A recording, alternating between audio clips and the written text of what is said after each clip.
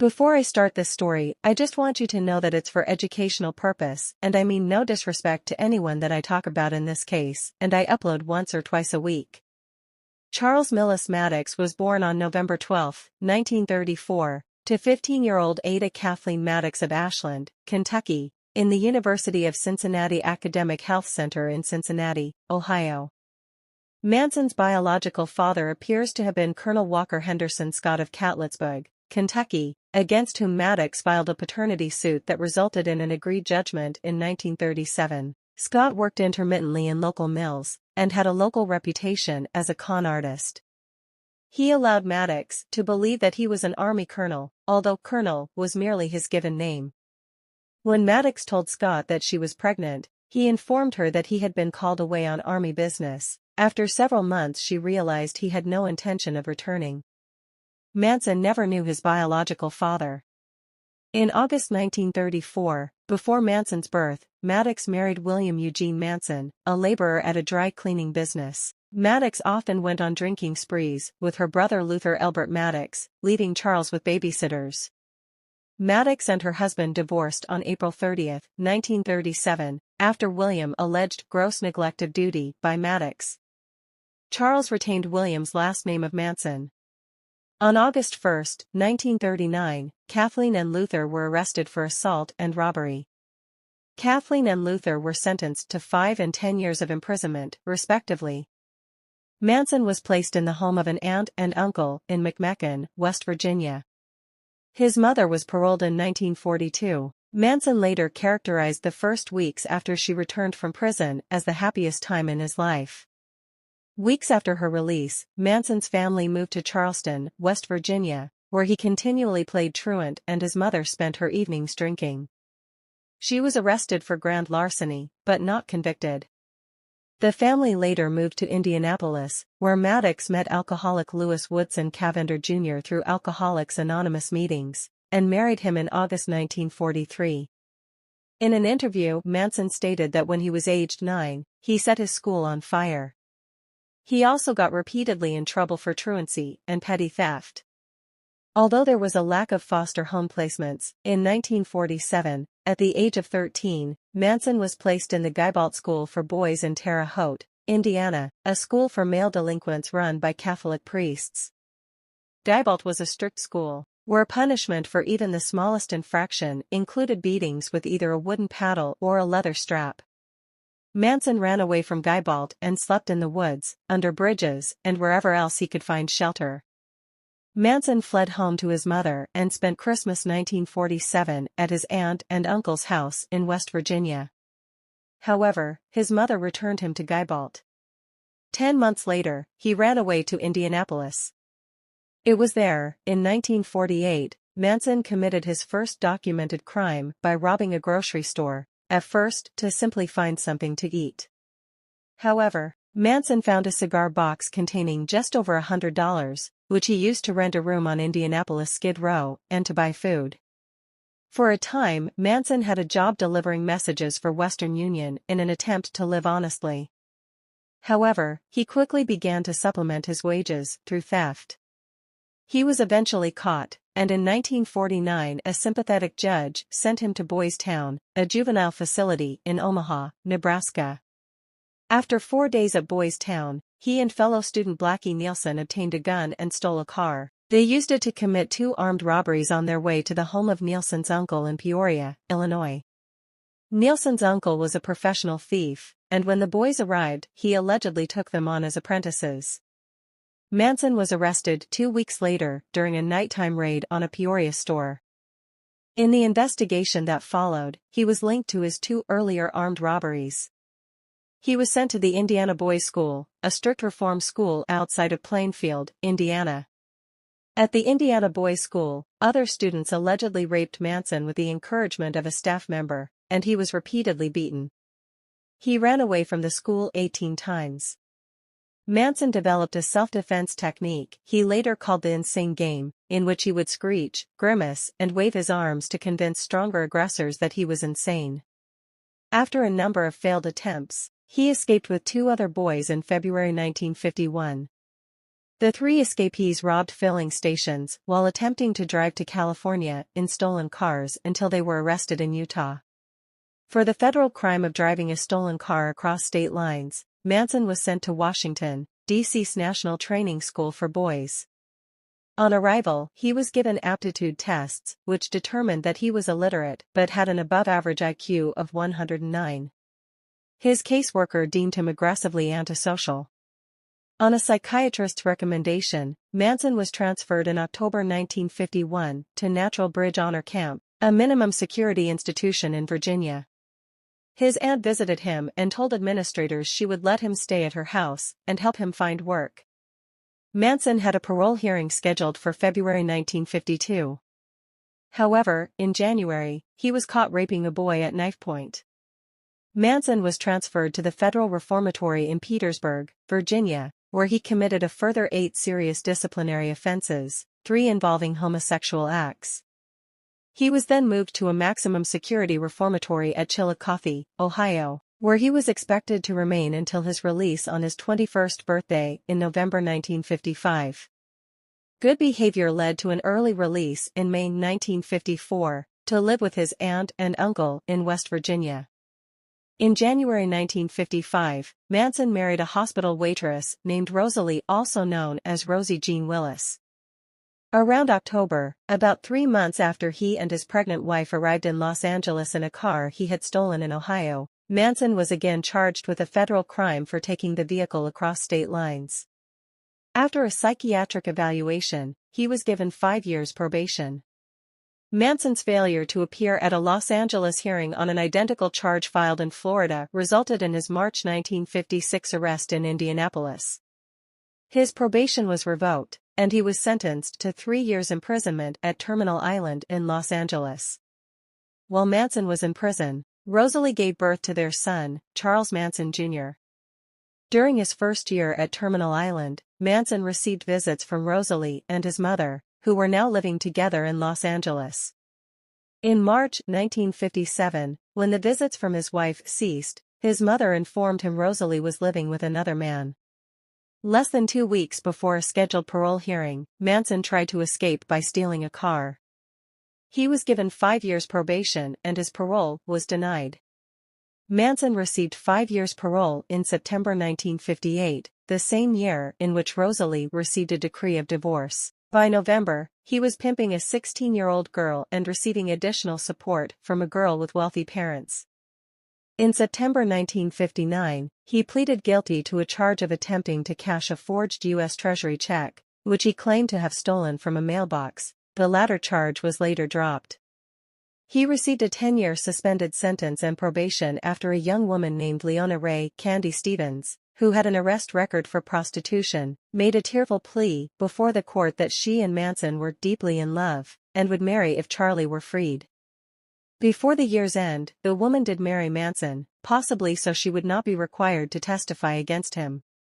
Manson took Leona and another woman to New Mexico for purposes of prostitution, resulting in him being held and questioned for violating the Mann Act. Though he was released, Manson correctly suspected that the investigation had not ended. When he disappeared in violation of his probation, a bench warrant was issued. An indictment for violation of the Mann Act followed in April 1960. Following the arrest of one of the women for prostitution, Manson was arrested in June in Laredo, Texas, and was returned to Los Angeles. For violating his probation on the check-cashing charge, he was ordered to serve his 10-year sentence. Manson spent a year trying unsuccessfully to appeal the revocation of his probation. In July 1961, he was transferred from the Los Angeles County Jail to the United States Penitentiary at McNeil Island, Washington. There, he took guitar lessons from Barker, Karpus gang leader Alvin Creepy Karpus, and obtained from another inmate the contact information of Phil Kaufman, a producer at Universal Studios in Hollywood. Among Manson's fellow prisoners during this time was future actor Danny Trejo, with the two participating in several hypnosis sessions together. Manson's mother moved to Washington State to be closer to him during his McNeil Island incarceration, working nearby as a waitress. Although the Mann Act charge had been dropped, the attempt to cash the Treasury check was still a federal offense. Manson's September 1961 annual review noted he had a tremendous drive to call attention to himself, an observation echoed in September 1964. In 1963, Leona was granted a divorce. During the process she alleged that she and Manson had a son, Charles Luther Manson. According to a popular urban legend, Manson auditioned unsuccessfully for the Monkees in late 1965. This is refuted by the fact that Manson was still incarcerated at McNeil Island at that time. In June 1966, Manson was sent for the second time to Terminal Island in preparation for early release. By the time of his release day on March 21, 1967, he had spent more than half of his 32 years in prisons and other institutions. This was mainly because he had broken federal laws. Federal sentences were, and remain, much more severe than state sentences for many of the same offenses. Telling the authorities that prison had become his home, he requested permission to stay. On his release day, Manson requested and was granted permission to move to San Francisco, where, with the help of a prison acquaintance, he moved into an apartment in Berkeley. In prison, bank robber Alvin Karpis had taught him to play steel guitar. Now, living mostly by panhandling, he soon got to know Mary Brunner, a 23-year-old graduate of the University of Wisconsin-Madison. Brunner was working as an assistant librarian at UC Berkeley, and Manson moved in with her. According to a second-hand account, he overcame her resistance to his bringing other women in to live with them. Before long, they were sharing Brunner's residence with 18 other women. Manson established himself as a guru in San Francisco's Haight-Ashbury, which, during 1967's Summer of Love, was emerging as the signature hippie locale.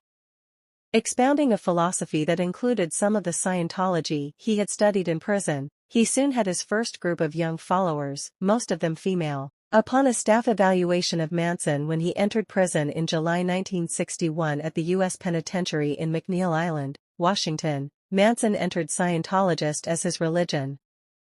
Before the summer was out, Manson and 8 or 9 of his enthusiasts piled into an old-school bus they had rewrought in hippie style, with colored rugs and pillows in place of the many seats they had removed. They roamed as far north as Washington state, then southward through Los Angeles, Mexico, and the Southwest. Returning to the Los Angeles area, they lived in Topanga Canyon, Malibu, and Venice, western parts of the city and county. In an alternative account, Manson acquired family members during some months of travels that were undertaken, in part, in a Volkswagen van. He was apparently accompanied by Brunner. It was November when the school bus set out from San Francisco with the enlarged group. The events that would culminate in the murders were set in motion in late spring 1968, when, by some accounts, Dennis Wilson, of the Beach Boys, picked up 2 hitchhiking Manson women and brought them to his Pacific Palisades house for a few hours. Returning home in the early hours of the following morning from a night recording session, Wilson was greeted in the driveway of his own residence by Manson, who emerged from the house. Uncomfortable, Wilson asked the stranger whether he intended to hurt him. Assuring him he had no such intent, Manson began kissing Wilson's feet. Inside the house, Wilson discovered 12 strangers, mostly women. Over the next few months, as their number doubled, the family members who had made themselves part of Wilson's Sunset Boulevard household cost him approximately $100,000. This included a large medical bill for treatment of their gonorrhea and $21,000 for the accidental destruction of his uninsured car, which they borrowed. Wilson would sing and talk with Manson, whose women were treated as servants to them both. Wilson paid for studio time to record songs written and performed by Manson, and he introduced Manson to acquaintances of his with roles in the entertainment business. These included Greg Jacobson, Terry Melcher, and Rudy Altobelli, the last of whom owned a house he would soon rent to actress Sharon Tate and her husband, director Roman Polanski. Jacobson, who was impressed by the whole Charlie Manson package of artist/lifestylist/philosopher, also paid to record Manson material. In Manson and his own words, the account is that Manson first met Wilson at a friend's San Francisco house where Manson had gone to obtain marijuana. The Beach Boy supposedly gave Manson his Sunset Boulevard address and invited him to stop by when he would be in Los Angeles. Manson established a base for the group at Span's Movie Ranch, not far from Topanga Canyon, in August 1968 after Wilson's manager told the family to move out of Wilson's home. The entire family then relocated to the ranch. The ranch had been a television and movie set for Western productions. However, by the late 1960s, the buildings had deteriorated and the ranch was earning money, primarily by selling horseback rides. Family members did helpful work around the grounds. Also, Manson ordered the family's women, including Lynette Squeaky, to occasionally have sex with the nearly blind, 80-year-old owner, George Spahn. The women also acted as seeing eye guides for Spahn. In exchange, Spahn allowed Manson and his group to live at the ranch for free. Squeaky acquired her nickname because she often squeaked when Spahn pinched her thigh. Charles Watson soon joined the group at Span's ranch.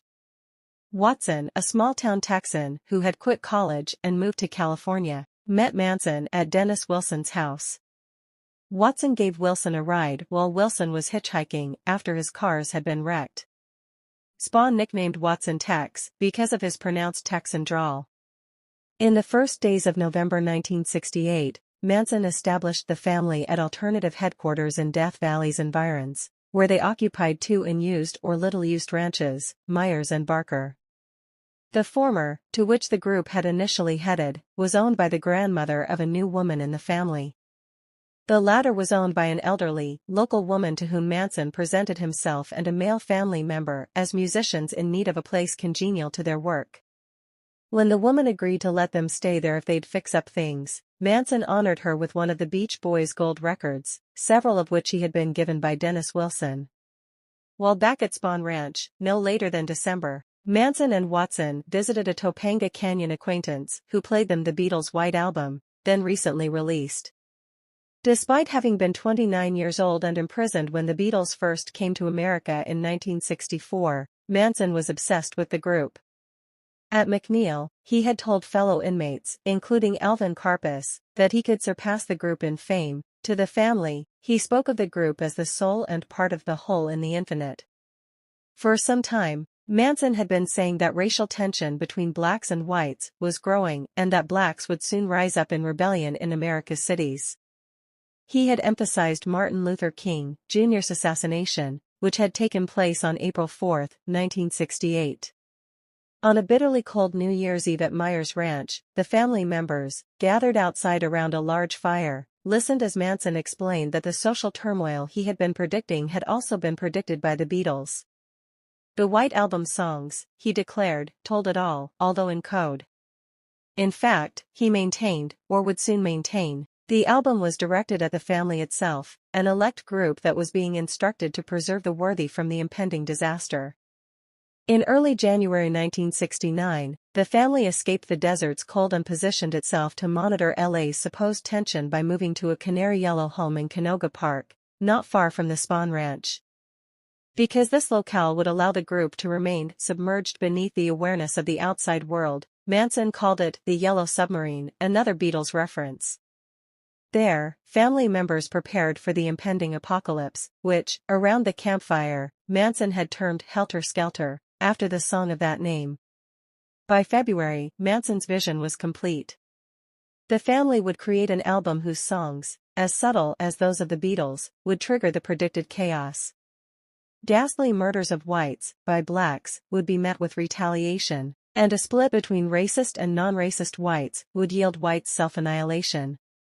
Blacks' triumph, as it were, would merely precede their being ruled by the family, which would ride out the conflict in the Bottomless Pit, a secret city beneath Death Valley. At the Canoga Park house, while family members worked on vehicles and pored over maps to prepare for their desert escape, they also worked on songs for their world-changing album. When they were told Terry Melcher was to come to the house to hear the material, the women prepared a meal and cleaned the place, but Melcher never arrived. On March 23, 1969, Manson entered, uninvited, upon 10050 Cielo Drive, which he had known as Melcher's residence. This was Rudy Altobelli's property, where Melcher was no longer the tenant. As of that February, the tenants were Sharon Tate and Roman Polanski. Manson was met by Shahrokh Hatami, a photographer and Tate's friend. Hadami was there to photograph Tate in advance of her departure for Rome the next day.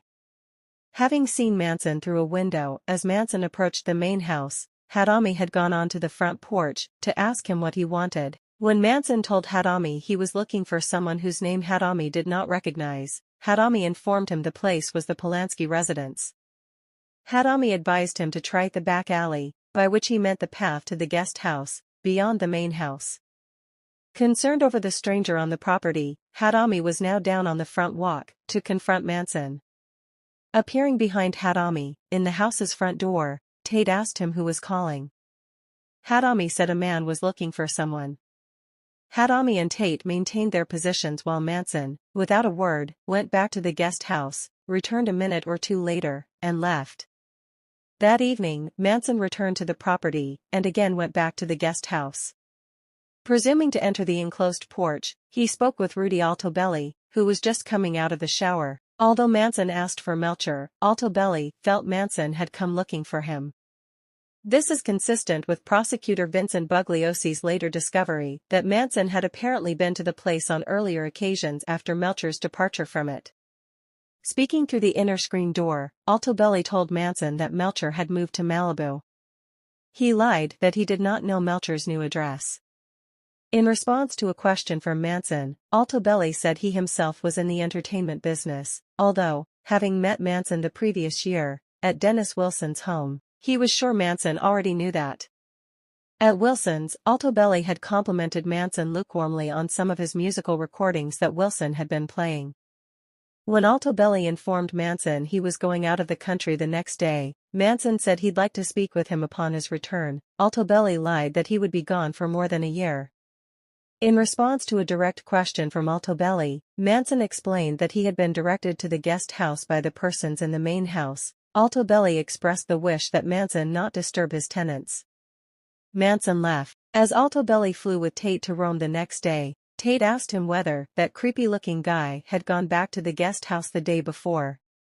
Tex Watson became involved in drug dealing and robbed a drug dealer named Bernard Lotzapapa Crow.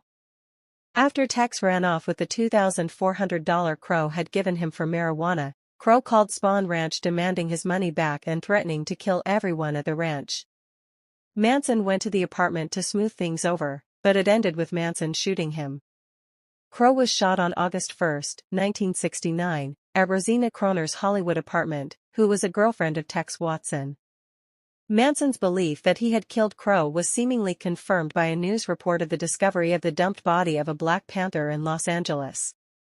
Although Crow was not a member of the Black Panthers, Manson concluded he had been and expected retaliation from the Panthers.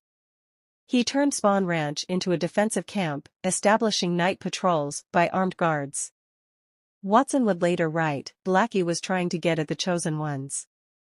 Manson brought in members of the Straight Satan's Motorcycle Club to act as security.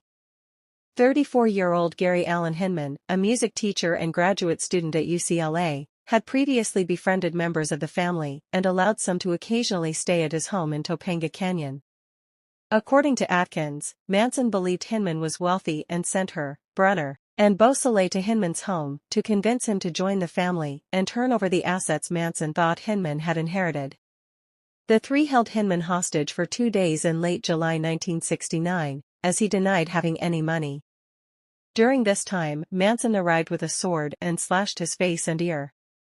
After that, Beausoleil stabbed Hinman to death, allegedly on Manson's instruction.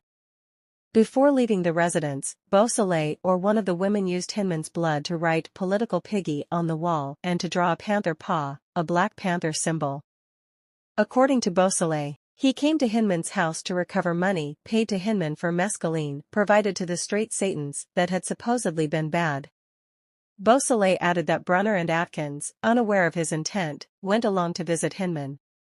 Atkins, in her 1977 autobiography, wrote that Manson directed Beausoleil, Brunner, and her to go to Hinman's and get the supposed inheritance of $21,000. She said that 2 days earlier Manson had told her privately that, if she wanted to do something important, she could kill Hinman and get his money. Beausoleil was arrested on August 6, 1969, after he was caught driving Hinman's car. Police found the murder weapon in the tire well. On the night of August 8, Manson directed Watson to take Atkins, Linda Kasabian, and Patricia Krenwinkel to that house where Melcher used to live and totally destroy everyone in it, as gruesome as you can. He told the women to do as Watson would instruct them. Krenwinkel was one of the early family members, one of the hitchhikers who had allegedly been picked up by Dennis Wilson. The current occupants of the house, all of whom were strangers to the Manson followers, were movie actress Sharon Tate, wife of famed director Roman Polanski, and 8.5 months pregnant, her friend and former lover Jay Sebring, a noted hairstylist, Polanski's friend and aspiring screenwriter Wojciech Frykowski, and Frykowski's lover Abigail Folger, heiress to the Folger coffee fortune. Tate's husband, Polanski, was in London working on a film project. Tate had been visiting with him and had returned to the United States only 3 weeks earlier. When the murder team arrived at the entrance to the Cielo Drive property, Watson, who had been to the house on at least one other occasion, climbed a telephone pole near the gate and cut the phone line. It was now around midnight and into August 9, 1969. Backing their car down to the bottom of the hill that led up to the place, the group parked there and walked back up to the house. Thinking the gate might be electrified or rigged with an alarm, they climbed a brushy embankment at its right and dropped onto the grounds. Just then, headlights came their way from farther within the angled property. Watson ordered the women to lie in the bushes. He then stepped out and ordered the approaching driver, 18-year-old student and hi-fi enthusiast Stephen Parent, to halt. As Watson leveled a .22 caliber revolver at Parent, the frightened youth begged Watson not to hurt him, claiming that he wouldn't say anything. Watson first slashed at Parent with a knife, giving him a defensive slash wound on the palm of his hand, severing tendons and tearing the boy's watch off his wrist, then shot him 4 times in the chest and abdomen. Watson then ordered the women to help push the car further up the driveway. After traversing the front lawn and having Kasabian search for an open window of the main house, Watson cut the screen of a window. Watson told Kasabian to keep watch down by the gate. She walked over to Stephen Parent's Rambler and waited. He then removed the screen, entered through the window, and led Atkins and Krenwinkel in through the front door. As Watson whispered to Atkins, Frykowski awoke on the living room couch. Watson kicked him in the head. When Frykowski asked him who he was and what he was doing there, Watson replied, "I'm the devil, and I'm here to do the devil's business." On Watson's direction, Atkins found the house's 3 other occupants and, with Krenwinkel's help, brought them to the living room. Watson began to tie Tate and Sebring together by their necks with rope he'd brought and slung up over a beam. Sebring's protest, his second of rough treatment of the pregnant Tate, prompted Watson to shoot him.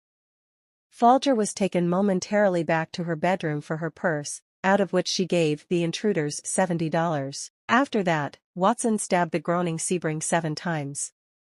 Frykowski's hands had been bound with a towel. Freeing himself, Frykowski began struggling with Atkins, who stabbed at his legs with a knife with which she had been guarding him. As he fought his way toward and out the front door, onto the porch, Watson joined in against him. Watson struck him over the head with the gun multiple times, stabbed him repeatedly, and shot him twice. Watson broke the gun's right grip in the process. Around this time, Kasabian was drawn up from the driveway by horrifying sounds. She arrived outside the door. In a vain effort to halt the massacre, she told Atkins falsely that someone was coming. Inside the house, Folger had escaped from Krenwinkel and fled out a bedroom door to the pool area. Folger was pursued to the front lawn by Krenwinkel, who stabbed and finally tackled her. She was dispatched by Watson. Her 2 assailants had stabbed her 28 times. As Frykowski struggled across the lawn, Watson murdered him with a final flurry of stabbing. Frykowski was stabbed a total of 51 times. Back in the house, Tate pleaded to be allowed to live long enough to have her baby, and even offered herself as a hostage in an attempt to save the life of her unborn child. Her killers would have none of it, as either Atkins, Watson, or both killed Tate, who was stabbed 16 times. Watson later wrote that Tate cried, "Mother, Mother," as she was being killed. Earlier, as the 4 family members had headed out from Spawn Ranch, Manson had told the women to leave a sign something witchy. Using the towel that had bound Frykowski's hands, Atkins wrote "pig" on the house's front door, in Tate's blood. En route home, the killers changed out of bloody clothes, which were ditched in the hills, along with their weapons. In initial confessions to cellmates of hers at Sybil Brand Institute, Atkins would say she killed Tate. In later statements to her attorney, to prosecutor Vincent Bugliosi, and before a grand jury, Atkins indicated Tate had been stabbed by Tex Watson. In his 1978 autobiography, Watson said that he stabbed Tate and that Atkins never touched her. Since he was aware that the prosecutor, Bugliosi, and the jury that had tried the other Tate-LaBianca defendants were convinced Atkins had stabbed Tate, he falsely testified that he did not stab her. The next night, 6 family members Leslie Van Houten, Steve Clem Grogan, and the 4 from the previous night rode out at Manson's instruction. Displeased by the panic of the victims at Cielo Drive, Manson accompanied the 6 to show them how to do it. After a few hours' ride, in which he considered a number of murders and even attempted one of them, Manson gave Kasabian directions that brought the group to 3301 Waverly Drive. This was the home of supermarket executive Leno LaBianca and his wife, Rosemary, a dress shop co-owner. Located in the Los Feliz section of Los Angeles, it was next door to a house at which Manson and family members had attended a party the previous year. According to Atkins and Kasabian, Manson disappeared up the driveway and returned to say he had tied up the house's occupants. Then he sent Watson up with Krenwinkel and Van Houten. In his autobiography, on the other hand, Watson stated that, having gone up alone, Manson returned to take him up to the house with him. After Manson pointed out a sleeping man through a window, the 2 of them entered through the unlocked back door. Watson added that, at trial, he went along with the women's account, which he figured made him look that much less responsible. As Watson tells it, Manson roused the sleeping Leno LaBianca from the couch at gunpoint and had Watson bind his hands with a leather thong. After Rosemary LaBianca was brought briefly into the living room from the bedroom, Watson followed Manson's instructions to cover the couple's heads with pillowcases. He bound these in place with lamp cords. Manson left, sending Krenwinkel and Leslie Van Houten into the house with instructions that the couple be killed. Before leaving Spahn Ranch, Watson had complained to Manson of the inadequacy of the previous night's weapons. Now, sending the women from the kitchen to the bedroom, to which Rosemary LaBianca had been returned, he went to the living room and began stabbing Leno LaBianca with a chrome-plated bayonet. The first thrust went into the man's throat. Sounds of a scuffle in the bedroom drew Watson there, to discover Mrs. LaBianca keeping the women at bay by swinging the lamp tied to her neck. After subduing her with several stabs of the bayonet, he returned to the living room and resumed attacking Leno, whom he stabbed the balance of 12 times with the bayonet. When he had finished, Watson carved war on the man's exposed abdomen. He stated this in his autobiography. In an unclear portion of her eventual grand jury testimony, Atkins, who did not enter the LaBianca house, possibly said she believed Krenwinkel had carved the word. In a ghostwritten newspaper account based on a statement she had made earlier to her attorney, she said Watson carved it. Returning to the bedroom, Watson found Krenwinkel stabbing Rosemary LaBianca with a knife from the LaBianca kitchen. Heeding Manson's instruction to make sure each of the women played a part, Watson told Van Houten to stab Mrs. LaBianca too. She did, stabbing her approximately 16 times in the back and the exposed buttocks. At trial, Van Houten would claim, uncertainly, that Rosemary LaBianca was dead when she stabbed her. Evidence showed that many of Mrs. LaBianca's 41 stab wounds had, in fact, been inflicted post-mortem. While Watson cleaned off the bayonet and showered, Krenwinkel wrote "Rise" and "Death to Pigs" on the walls and "Hilter, Sick, Skelter" on the refrigerator door, all in LaBianca blood. She gave Leno LaBianca 14 puncture wounds with an ivory-handled, two-tined carving fork, which she left jutting out of his stomach. She also planted a steak knife in his throat. Hoping for a double crime, Manson had gone on to direct Kasabian to drive to the Venice home of an actor acquaintance of hers, another Piggy. Depositing the second trio of family members at the man's apartment building, he drove back to Spahn Ranch, leaving them and the LaBianca killers to hitchhike home. Kasabian thwarted this murder by deliberately knocking on the wrong apartment door and waking a stranger. As the group abandoned the murder plan and left, Susan Atkins defecated in the stairwell.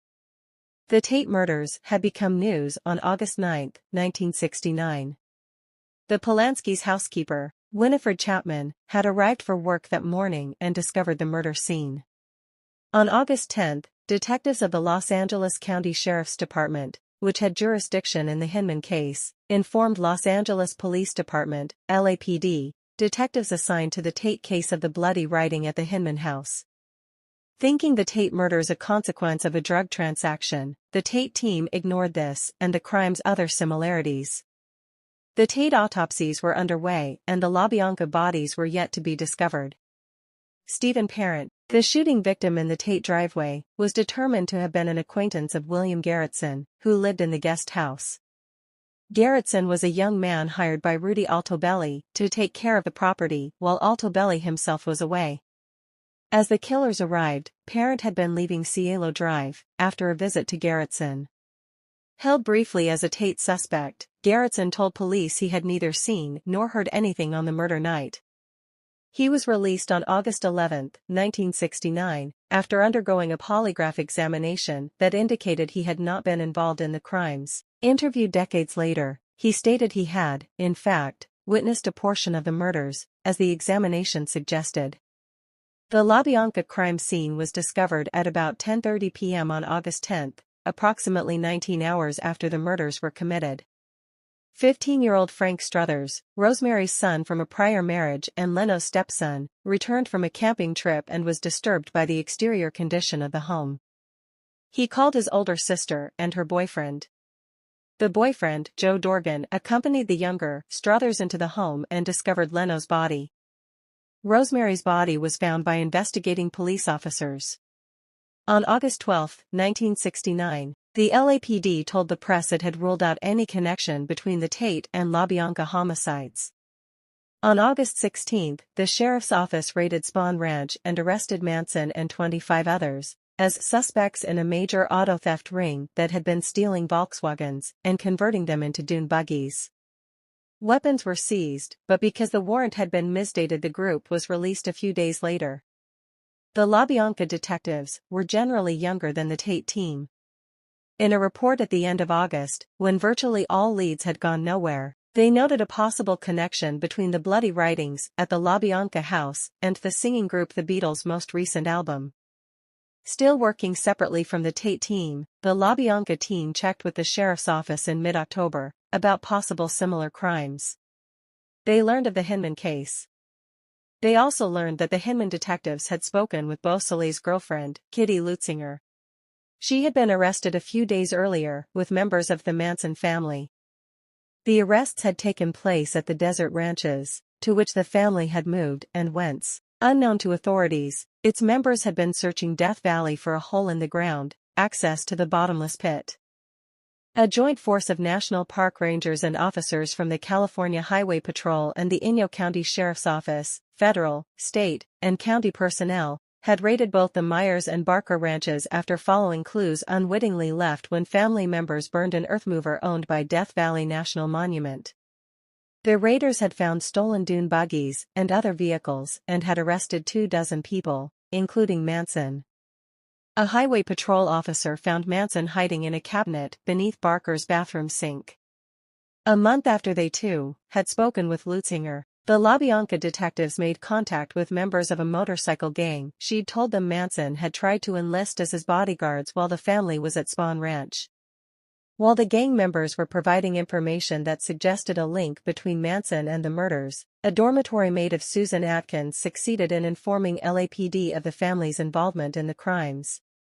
One of those arrested at Barker, Atkins had been booked for the Hinman murder after she'd confirmed to the sheriff's detectives that she'd been involved in it, as Lutzinger had said. Transferred to Sybil Brand Institute, a detention center in Los Angeles, she had begun talking to bunkmates Ronnie Howard and Virginia Graham, to whom she gave accounts of the events in which she had been involved. On December 1, 1969, acting on the information from these sources, LAPD announced warrants for the arrest of Watson, Krenwinkel, and Kasabian in the Tate case. The suspects' involvement in the LaBianca murders was noted. Manson and Atkins, already in custody, were not mentioned. The connection between the LaBianca case and Van Houten, who was also among those arrested near Death Valley, had not yet been recognized.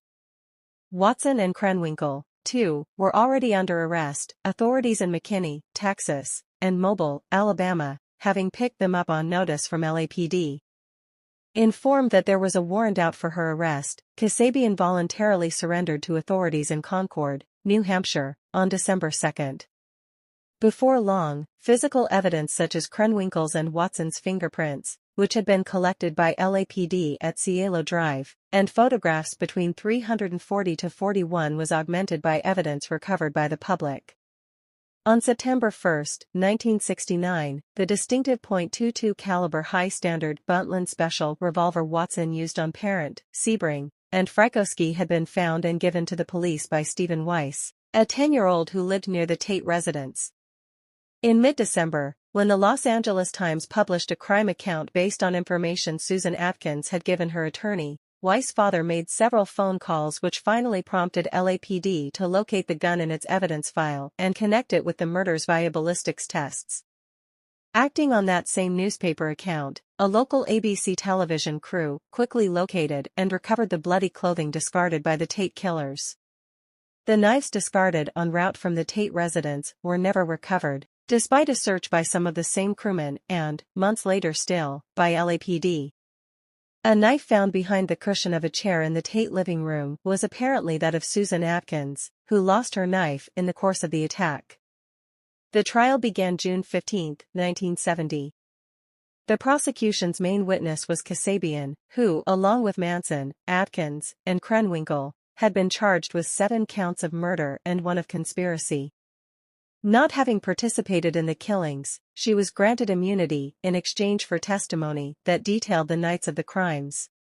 Originally, a deal had been made with Atkins in which the prosecution agreed not to seek the death penalty against her in exchange for her grand jury testimony on which the indictments were secured. Once Atkins repudiated that testimony, the deal was withdrawn. Because Van Houten had only participated in the LaBianca killings, she was charged with 2 counts of murder and 1 of conspiracy. Originally, Judge William Keene had reluctantly granted Manson permission to act as his own attorney. Because of Manson's conduct, including violations of a gag order and submission of outlandish and nonsensical pretrial motions, the permission was withdrawn before the trial's start. Manson filed an affidavit of prejudice against Keene, who was replaced by Judge Charles H. Older. On Friday, July 24, the first day of testimony, Manson appeared in court with an X carved into his forehead. He issued a statement that he was considered inadequate and incompetent to speak or defend himself, and had X'd himself from the establishment's world. Over the following weekend, the female defendants duplicated the mark on their own foreheads, as did most family members within another day or so. Manson's X was eventually replaced by a swastika. The prosecution placed the triggering of Helter Skelter as the main motive. The crime scene's bloody white album references, Pig, Rise, Helter Skelter, were correlated with testimony about Manson's predictions that the murders blacks would commit at the outset of Helter Skelter would involve the writing of pigs on walls and victims' blood. Testimony that Manson had said now is the time for Helter Skelter was supplemented with Kasabian's testimony that, on the night of the LaBianca murders, Manson considered discarding Rosemary LaBianca's wallet on the street of a black neighborhood. Having obtained the wallet in the LaBianca house, he wanted a black person to pick it up and use the credit cards so that the people, the establishment, would think it was some sort of an organized group that killed these people. On his direction, Kasabian had hidden it in the women's restroom of a service station near a black area. "I want to show Blackie how to do it," Manson had said as the family members had driven along after the departure from the LaBianca house.